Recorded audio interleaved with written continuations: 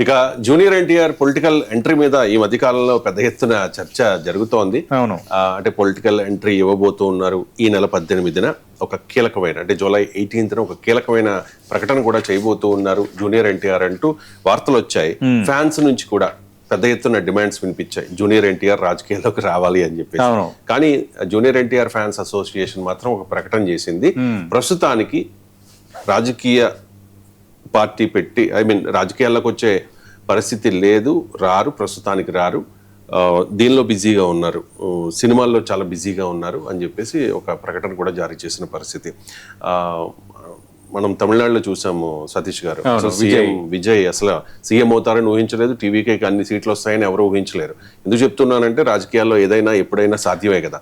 Bharatiya Janata party నుంచి అమిత్ షా ఒకసారి వచ్చి జూనియర్ ఎన్టీఆర్ ని కూడా కలిసి వెళ్లారు. అప్పుడు భారతీయ జనతా పార్టీలోకి జూనియర్ ఎన్టీఆర్ చేరుతూ ఉన్నారనే వార్త పెద్ద ఎత్తున నడిచింది. అంటే భారతీయ జనతా పార్టీ ఎప్పుడు కూడా లెక్కలు వేసుకుంటుంది కదా, ఏం చేసినా కూడా రాజకీయంగా పార్టీకి ఉపయోగపడాలి అని చెప్పి. జూనియర్ ఎన్టీఆర్ వెళ్తే బీజేపీలోకి వెళ్తారు, లేకపోతే సొంత పార్టీ పెడతారనే ప్రచారం కూడా పెద్ద ఎత్తున నడుస్తున్న పరిస్థితి. ఏంటి ఈ జూనియర్ ఎన్టీఆర్ పొలిటికల్ ఎంట్రీ మీద మీ కామెంట్ ఏంటి? అంటే యాక్చువల్గా జూనియర్ ఎన్టీఆర్ పొలిటికల్ ఎంట్రీ అనేది ఎప్పటి నుంచో చర్చలో ఉన్నది. ఎందుకంటే 2009 ఎన్నికల్లో మహాకూటమి తరపున ఆయన అలుపెరగని ప్రచారం చేశారు. ఖమ్మం సమీపంలో యాక్సిడెంట్ కూడా గురయ్యారు. ఈ యాక్సిడెంట్ బెడ్ మీద ఉండి కూడా ఆ రోజు ప్రజారాజ్యం పార్టీ పైన మిగతా పార్టీల పైన చాలా హుషారుగా మాట్లాడారు. సరే, అప్పుడున్న పరిస్థితుల్లో అసలు ఎన్టీ రామారావు ఆహభావాలు, ఎన్టీ రామారావులా ఉంటారు, ఇట్లాంటి మూమెంటంలో కొంత జూనియర్ ఎన్టీఆర్ సభలు కూడా పబ్లిక్ విపరీతంగా వచ్చారు. ఆయన చాలా ప్రచారం చేశారు. కానీ అప్పుడు ఎన్నికల్లో మహాకూటమి ఓడిపోయింది. 2009 ఎన్నికల్లో వైఎస్ఆర్ తిరిగి విజయం సాధించారు. ఆ తర్వాత జూనియర్ ఎన్టీఆర్ ప్రయాణం కొనసాగదా అన్న ఒక చర్చలోకి వెళ్ళిపోయింది తెలుగుదేశం పార్టీతో. తర్వాత కొన్ని పార్టీ కార్యక్రమాలకు హాజరయ్యారు, హరికృష్ణతో కలిసి 1-2 మహానాడులకు హాజరయ్యారు. క్రమంగా తెలుగుదేశం పార్టీకి జూనియర్ ఎన్టీఆర్కి ఆ బంధం ఒక రకంగా తెగిపోయిందని అనుకోవాలి. కొందరు ఉందంటారు కానీ లేదు ఇప్పుడు. అంటే మహానాడికి ఇన్వైట్ చేయటం కానీ అలాంటివి ఏమీ లేవు. ఆయన కూడా కనిపించట్లేదు, ఆయన కూడా ఎక్కడ అనుకూలంగా మాట్లాడట్లేదు. మనం చూస్తే అప్పటి మాజీ ముఖ్యమంత్రి, ప్రస్తుత ముఖ్యమంత్రి చంద్రబాబు నాయుడు సతీమణి నారా భువనేశ్వరికి సంబంధించి అప్పుడు వైఎస్ఆర్ కాంగ్రెస్ పార్టీ అధికారంలో ఉన్నప్పుడు అసెంబ్లీలో కొందరు అనుచిత వ్యాఖ్యలు చేశారన్న వార్తల నేపథ్యంలో ఆ రోజు చంద్రబాబు నాయుడు మీడియా సమావేశం పెట్టి వెక్కి ఏడ్చిన పరిస్థితి మనం చూసాం. అంతకుముందు వల్లభనేని వంశీ ఒక ఇంటర్వ్యూలో ఆమెను ఉద్దేశించి చేసిన వ్యాఖ్యలు కూడా మనకే చాలా ఎంబ్రెసింగ్ అనిపించాయి. వీళ్ళకి కూడా మాట్లాడతారా? సరే, రాజకీయంగా శత్రుత్వాలు ఉండొచ్చు కానీ కుటుంబ సభ్యులను లాగి మాట్లాడడం ఏంటి అనేది మనం కూడా ఆ రోజు దాన్ని తప్పుపట్టాం. ఇలా ఆ ఎపిసోడ్లో కూడా జూనియర్ ఎన్టీఆర్ రెస్పాండ్ అవ్వట్లేదు అనేది ఒక పెద్ద ఇష్యూ అయిపోయింది. చివరికి రెస్పాండ్ అయ్యారు. రెస్పాండ్ అయినా కూడా ఇది రెస్పాండ్ అవ్వాల్సిన ఇది కాదు, తీరు స్థాయి సరిపోలేదు.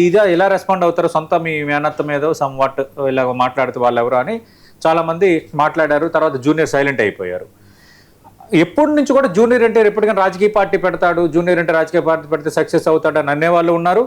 ఇప్పుడున్న పరిస్థితుల్లో ఆయన వస్తే కుదరదనే వాళ్ళు కూడా ఉన్నారు. చూద్దాం నిజంగా వస్తాడో లేదో. కానీ ఇప్పుడు ఏంటంటే ఎన్టీఆర్ సంబంధించి ఆయన మీడియా టీము, ఆయన పిఆర్ టీము ఒక ప్రకటన రిలీజ్ చేసింది. ఈ జూలై 18న ఆయన తిరుపతి వస్తున్నారు అన్నది అవాస్తవం, ఆ వార్త నిజం కాదని వాళ్ళు రూల్ అవుట్ చేశారు. రెండోది రా ఎన్టీఆర్ అని మనం చూస్తే రా ఎన్టీఆర్ అని ఒక కార్యక్రమాన్ని కొందరు తీసుకున్నారు సోషల్ మీడియా ప్లాట్ఫామ్ వేదికగా. దాన్ని కూడా అటు junior NTR media team, PR team తప్పుపట్టింది. ఇక్కడ RAW ఎన్టీఆర్ అంటే రా ఎన్టీఆర్ కాదు, కానీ రా ఎన్టీఆర్ అంటే రమ్మని దాని అర్థం. They are calling. అంటే కొందరు అభిమానులు ఎన్టీఆర్ నువ్వు రావాలి రాజకీయాల్లోకి అంటూ రా ఎన్టీఆర్ అని ఒక హ్యాష్ ట్యాగ్ని పెట్టి సోషల్ మీడియా ప్లాట్ఫామ్లో కొన్ని పేజీలు క్రియేట్ చేసి చేస్తున్న దానిపైన కూడా ఎన్టీఆర్ పిఆర్ టీం అయితే తప్పుపట్టింది.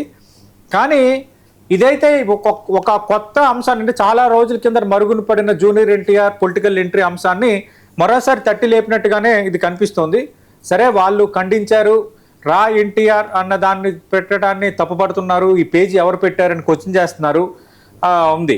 కానీ ఏంటంటే ఇది అంటారు కదా, ఇప్పుడు చిన్నది నిప్పంటిస్తే అదంతా దావానంలా వ్యాపిస్తుంది అన్నట్టు ఈ ఇష్యూ అయితే ఇక్కడికి ఆగదని అనుకుంటున్నాను. ఎందుకంటే ఈ రా ఎన్టీఆర్ అంటూ ఈ సోషల్ మీడియా హ్యాండిల్స్లో కొందరు విపరీతంగా పోస్టులు పెడుతున్నారు. అంటే రా ఎన్టీఆర్ అని, రావాలి రాజకీయాలకు, రా అన్నా నువ్వు రాజకీయాలకు రావాలి అని, విజయ్ ఫోటో, జూనియర్ ఎన్టీఆర్ ఫోటోలు పెట్టి ఇట్లా రకరకాల సోషల్ మీడియాలో కొంత విన్యాసాలు చేస్తున్నారు.